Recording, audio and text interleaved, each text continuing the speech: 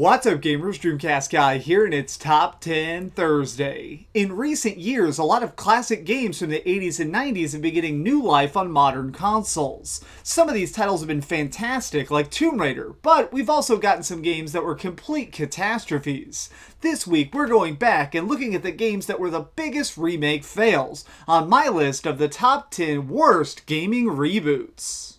Number 10. Shadowrun. This series started out as an RPG. It lets you build your own hero and stalk the streets of a dark future while investigating the murder of your brother. For this reboot, they decided to throw all this deep storytelling out the window and turn it instead into an online first-person shooter. Think of it as Counter-Strike with more magic. Two teams of players are tasked with a mission and must race to complete it before their rivals. While slinging spells, teleporting through walls, and using crazy machine guns was cool, it lacked the interesting plot that made this universe come to life so wonderfully. Number 9. Bomberman Act 0. Anyone who looks back fondly on the 16-bit era of gaming is bound to remember Bomberman. This was long considered one of the best 4-player party games around. When I first heard that they were bringing this explosive experience to the Xbox 360, I was extremely hyped. Well, that was until I saw about how bad it was. Somehow, the developers got everything wrong. The bright, colorful art was replaced with dull, gritty factories. The silly-looking characters were turned into boring robots, and worst of all, the gameplay was way slowed down. Look at this, even the bombs take forever to detonate. Konami, please sell the rights to Bomberman to somebody who actually wants it so we can finally get the awesome sequel we deserve. Number 8. Alone in the Dark. Survival horror has always been one of my favorite genres. The raw terror of having to escape death by scary monsters is such a thrill, and Alone in the Dark is pretty much the franchise that invented this style of gaming. In the reboot, they wanted to take the project in a radically new direction, focusing the pacing to be more like a television show. Each chapter of the game is like an episode that tells one part of the insane tale, but it's also possible to just skip to whatever chapter you want instantly. I would say this ruins the plot, but quite frankly, this story is so bad there's not really anything to ruin. We're taking on the role of Edward, a man who's lost his memory during the apocalypse. As demons rip into the world and tear New York apart, we need to find answers and figure out how to work this terrible inventory system before it's too late. With the way this plot just keeps jumping around, it never actually bothers to build any tension, and because of it, we're left with the least scary horror game ever made.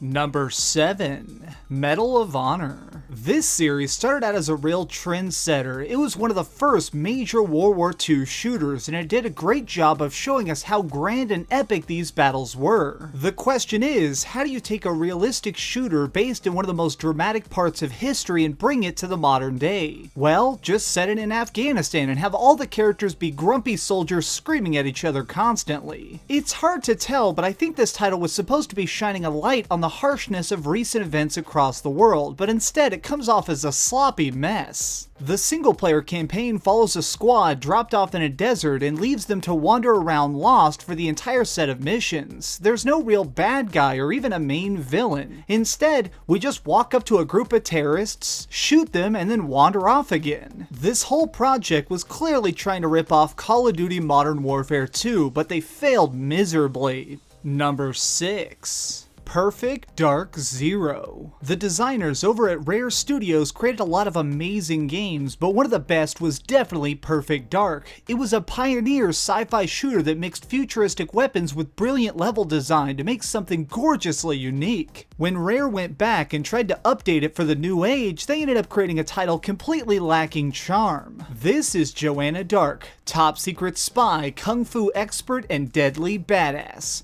Using these skills, it's her job to track down the wicked mastermind Killian and stop him from taking over the planet. Sounds epic, right? Unfortunately, the bizarre gameplay is what holds it back. The AI is absolutely brain dead. Foes will literally stand there and let you shoot them. Even a special enemy with a jetpack is lame because they just slowly fly in circles like a bad Duck Hunt minigame. The entire game just feels so empty and lifeless, and it lacks any sort of challenge to even keep you mildly intrigued. Number 5. Knight's Journey of Dreams. Some of you might not be familiar with the original Knights into Dreams, but trust me, it was epic. It was sort of a flying action game that really pushed the limits of both the player's imagination and the Sega Saturn's hardware. Nearly 10 years after the original, Sega went back to revisit the series on the Wii, and what we got was a rough jumble of mismatched game pieces. I say the word pieces because really nothing in Journey of Dreams seems connected at all. The game is filled with long dialogue segments where kids ramble about the power of dreams, and in between this are levels where you have to soar around, bouncing off walls until you can figure out what you're supposed to do. Rarely does Knights ever explain what's going on. It just expects you to immediately know how to fly, fight, and win in every single area. If you make a mistake and die, you're put all the way back at the start of the level, which means you have to sit through these painful cutscenes all over again because they're unskippable. Most of this game just feels like repeating content. This is one dream I'd rather wake up from.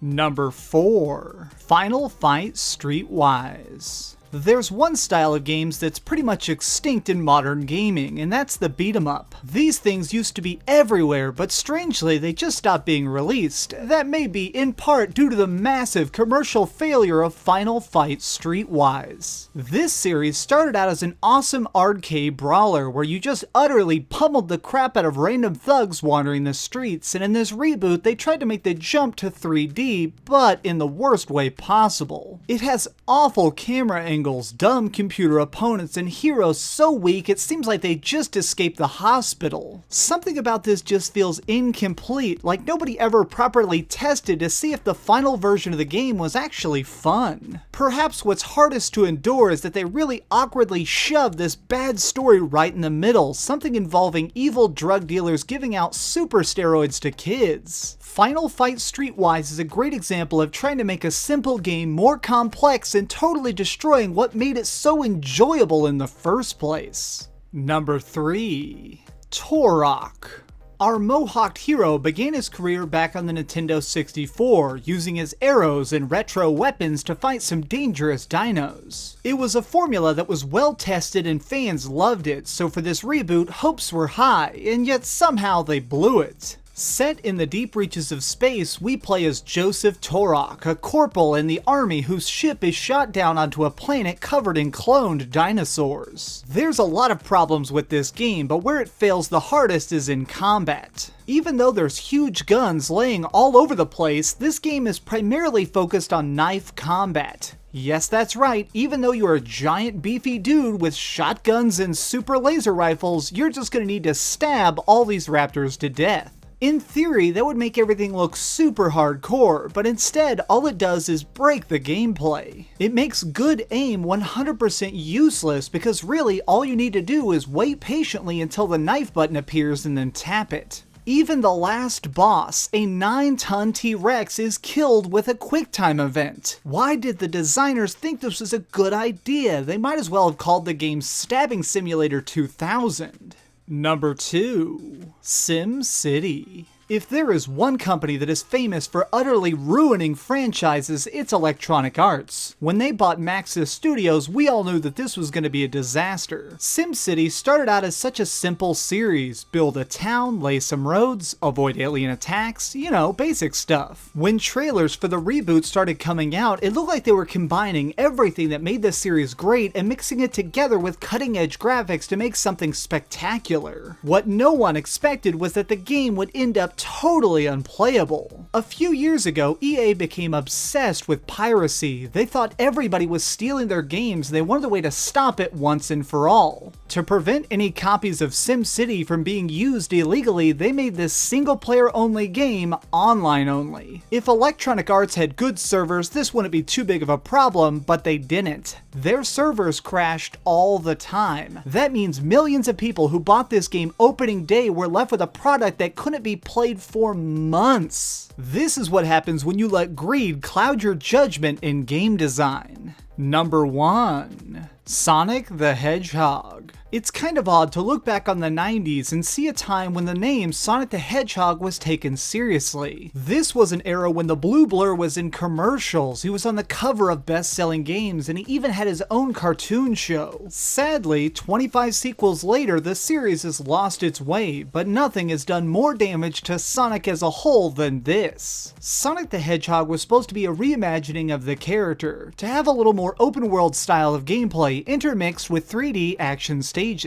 On paper, this sounds incredible, but in practice, what we got was one of the worst games ever made. From the glitchy levels, to the camera that never did what you wanted it to buttons that would just stop working for no reason. It was like the game hated you as much as you hate it. Sega, why did you take a character who's known for speed and put him in a bad RPG? Really, that's what this is trying to be, and it fails so horribly. I genuinely think that people who are going to school for game design should be required to beat this game. That way you know exactly how not to make a title. I am giving this my award as the worst reboot in gaming history, not just because it's an awful title, but because Sonic used to be one of the best platformers ever, and now he's reduced to this. Rest in peace, Sonic. We used to love you. Did your favorite flaming dumpster fire not make the list? Got an idea for a future top 10? Leave it in the comments down below. If you enjoyed this video, please give it a thumbs up, share with your friends, and subscribe if you haven't already. But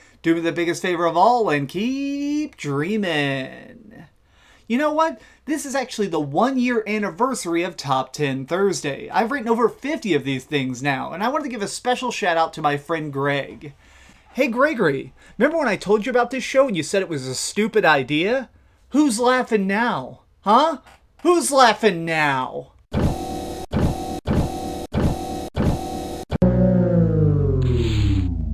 Thanks so much for watching. If you liked this video, maybe check out my last video. Please subscribe, and if you want, share this somewhere with your friends.